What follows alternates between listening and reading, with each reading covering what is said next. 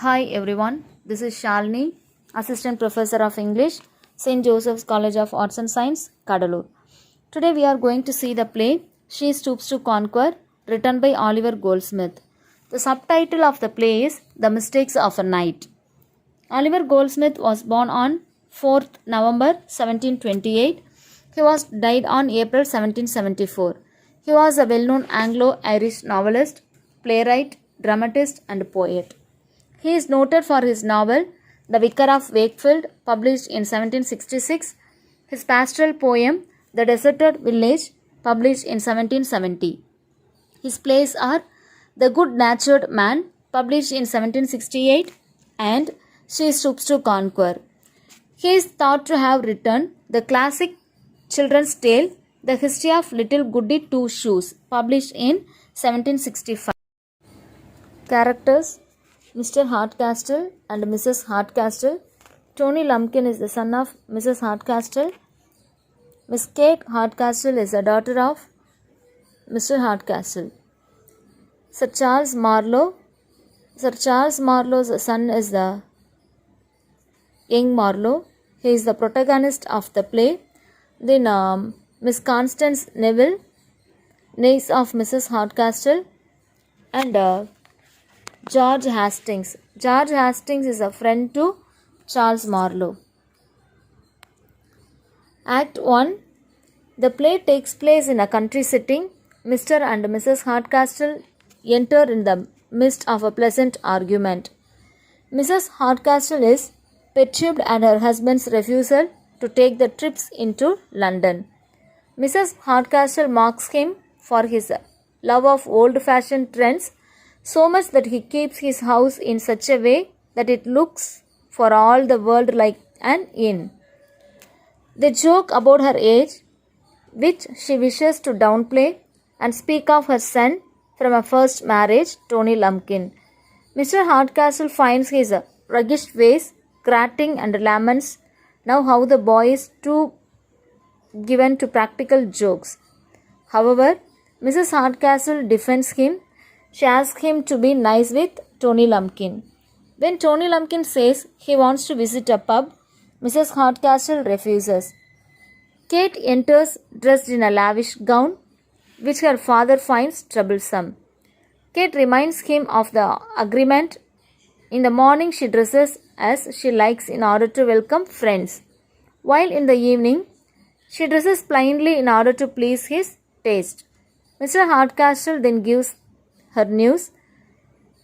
He has invited Mr. Marlowe, son of Hardcastle's old friend Charles Marlowe, to their house that evening in order to court Kate.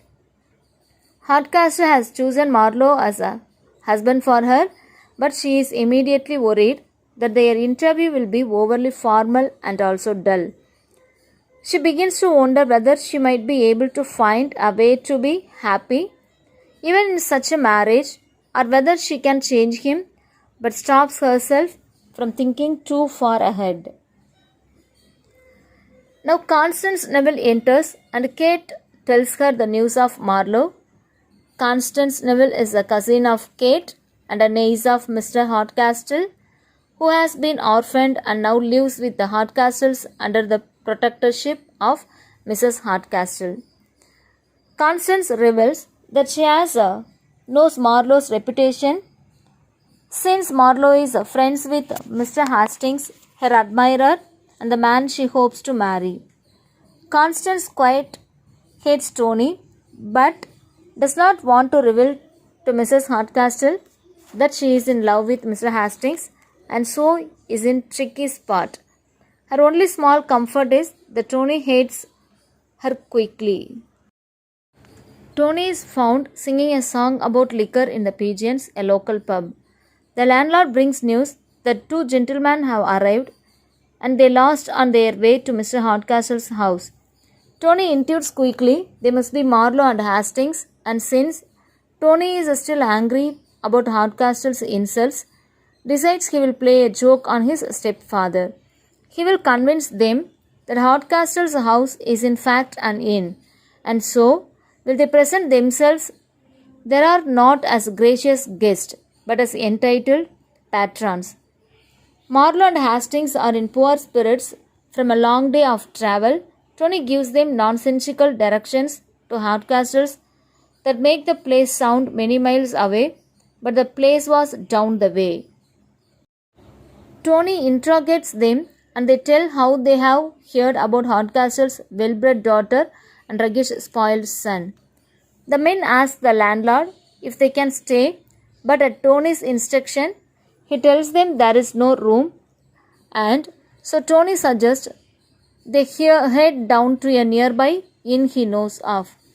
He then gives directions to Hardcastle's house, cautioning them that landlord there puts on airs and expects to be treated as a gentleman rather than servant.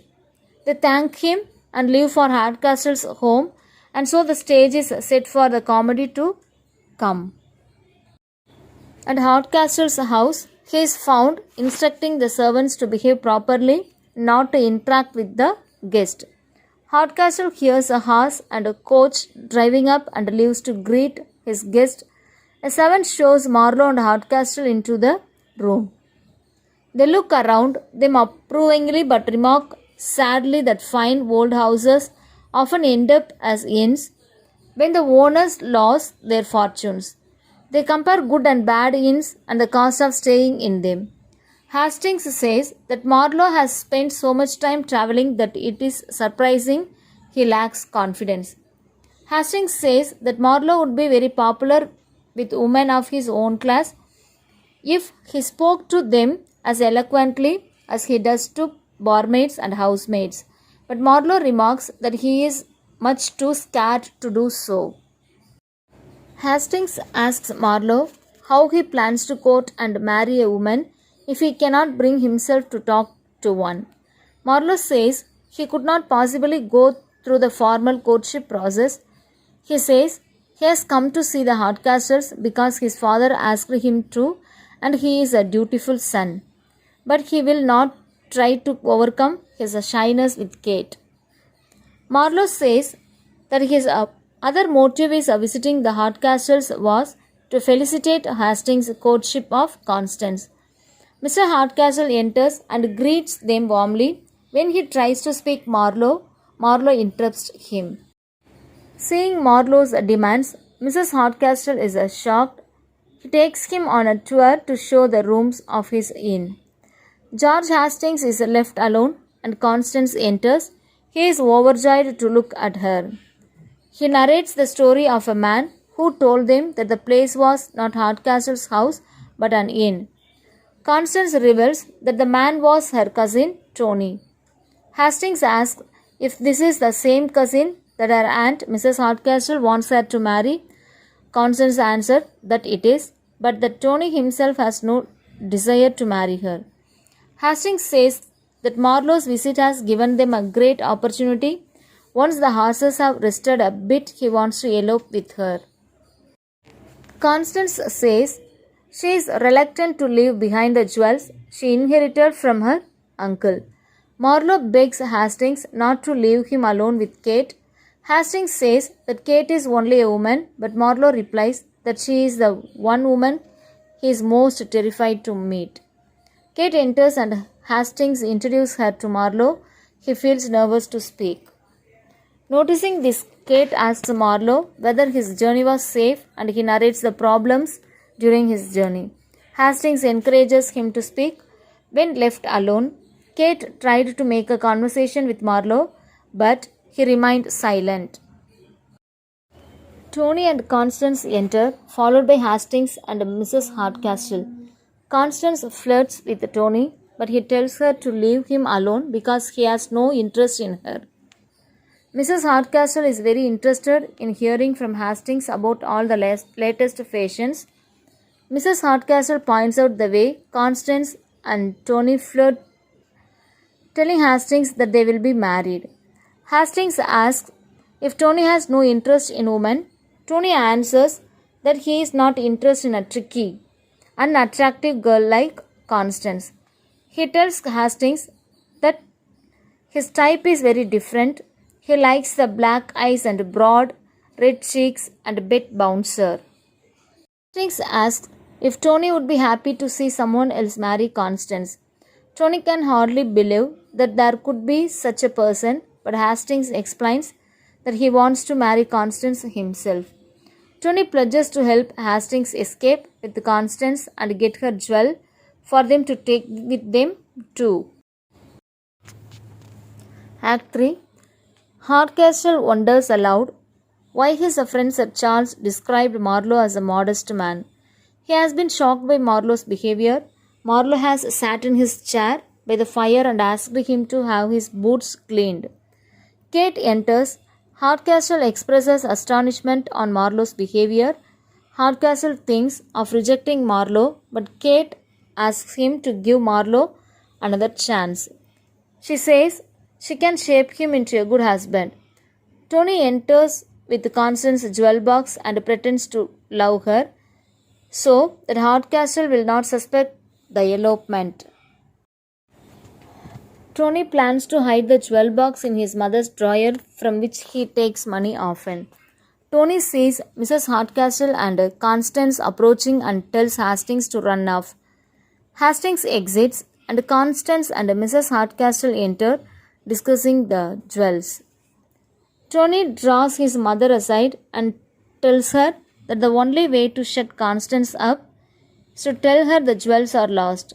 Mrs. Hardcastle thinks this is a funny idea and agrees. Hastings asks Tony whether he likes Constance. He says no and tells him about his affection towards Bet Bouncer. Kate and Pimple arrive.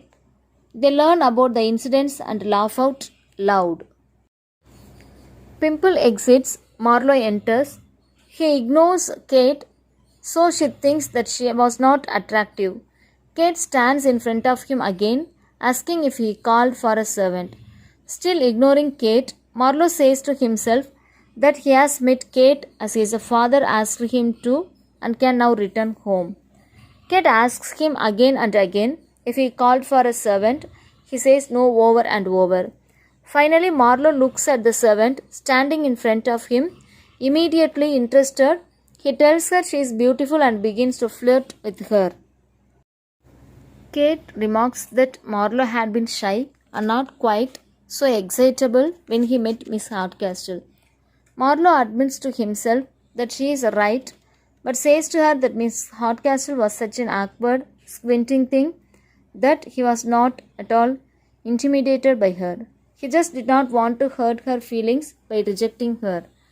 Hardcastle walks into the room and is shocked to see Marlowe groping Kate. Hardcastle asks Kate if this is the modest, shy man she described. Kate says that her father should trust her and that she will prove Marlowe to be as he was described. Act 4. Hastings and Constance enter. Constance tells Hastings that Hardcastle has received a letter from Sir Charles saying that he is coming to visit that night. Hastings says that they must leave that night before Sir Charles can reveal his identity to the Hardcastles. Constance sets off to distract her aunt by pretending to love Tony. Marlowe enters with a servant. He says he can't imagine what Hastings was thinking, giving him a box of valuables to look after when he knows they both are traveling. He asks the servant whether he gave the box to the inn's landlady for safekeeping as he had asked. The servant says that he had done as told and that the landlady had demanded to know how he had got the box and who he was. Hastings enters the room. Flustered by all his preparations for the elopement, he notices Marlowe's good mood. Hastings asks Marlowe if he stashed the box of jewels somewhere safe. Marlowe tells Hastings he was foolish to think of putting such a valuable in a coach, and he explains that he had the better idea of giving them to the landlady. Hastings is shocked and disappointed that Mrs. Hardcastle now has the jewels again. He says to himself that he has lost any hope of having a fortune, but puts on a happy face for Marlowe and leaves. Hardcastle enters the room. He says to himself that he had hardly contained his anger at Marlowe, whose servants have gotten very drunk. Hardcastle loses his patience entirely and tells Marlowe he is kicking him out of the house. Hardcastle says that he expected a polite young man based on Sir Charles' letter, but instead he says that Marlowe is a bully. He swears that he will tell Marlowe's father all about his behavior. Kate enters and sees that Marlowe seems to be realizing that he is not in an inn. Marlowe feels humiliated and is sure the story of his mistake will spread far and wide. Marlowe tells Kate that he mistakes her for the barmaid of the inn. Marlowe explains that he stupidly misunderstood everything around him and now he wants to get away from the scene of his humiliation. Marlowe is touched to see how sad Kate is to see him go. He tells her she is the only person in the family he will be sorry to part with. Kate tells Marlowe that she comes from just as respected a family as Miss Hardcastle and that the only difference between her and Kate is a fortune. He says that he would choose her as a wife if this would not disappoint his family. Overcome by emotion, he leaves the room. Kate says to herself that she now sees a Marlowe's good character and she will do everything in her power to keep him from departing. She exits. Diggory, a servant, enters with a letter from Tony. Mrs. Hardcastle is found in anger after reading the contents of the letter. Mrs. Hardcastle says she will send Constance off to her aunt Pedigree, who will keep a strict watch over her. She leaves to give orders to the servants to prepare a carriage to take Constance away. Constance betrays Tony for showing his mother the letter. Hastings enters and berates Tony as well. Marlowe enters and begins to vent his anger at having been tricked and then allowed to keep embarrassing himself. Marlowe and Hastings continue to argue. Constance begs them to stop and they do. Marlowe apologizing for his bad temper. Marlowe turns to Tony and rebukes him for causing all this strife. Tony, who has been lost in thought, yields that he has an idea. He tells Hastings to meet him in 2 hours in the garden outside and promises that he will make it up to him. Now Act 5. Hastings hears from a servant that Constance's carriage has driven off. The servant also reports that Sir Charles has arrived and he and Hardcastle have been laughing over Marlowe's mistake. Hastings leaves to go wait in the garden for Tony Lumpkin, although he has little confidence that Tony will be able to do anything to help. Sir Charles says that Marlowe must have thought Hardcastle was a very eccentric. Hardcastle tells Sir Charles that he is very excited at the prospect of a marriage between their children. Sir Charles says Marlowe has plenty of money already, but asks if Hardcastle is sure that Marlowe really likes Kate. Hardcastle says that Kate says that Marlowe likes her, and he himself saw Marlowe grasp Kate's hand. Marlowe enters and apologizes to Hardcastle, saying how embarrassed he is. Marlowe denies any intention of marrying Kate.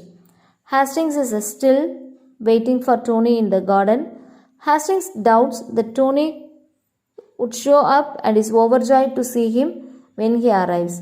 Hastings asks Tony where he left Constance and Mrs. Hardcastle. Hastings thanks Tony and goes to find Constance and elope with her. While Tony promises to keep Mrs. Hardcastle occupied, now Hastings exits. Hardcastle approaches Tony and asks if he left Mrs. Hardcastle at Aunt Pedigree's. Tony answers that the women are safe at his aunt's and coughs loudly so that his mother will stay in place. Hardcastle is suspicious because Tony has returned too quickly from the trip. Realizing that she has been tricked, Mrs. Hardcastle turns angrily on Tony. Now Constance and Hastings enter.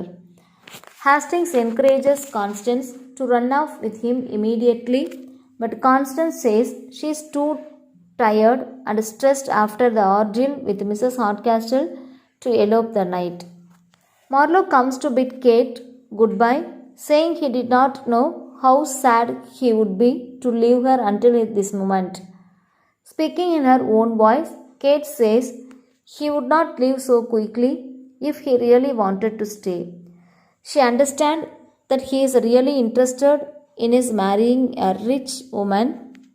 Standing behind the screen, said Marlowe and Hardcastle discover Kate and Marlowe's love for each other. They demand to know why was Marlowe lying to them.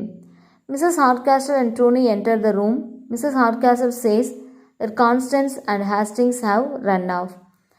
Sir Charles exclaims that he knows Hastings to be an honourable man, and Hardcastle says that in that case he is glad Constance is going to marry him. To Mrs. Hardcastle's displeasure, Constance and Hastings enter at that moment.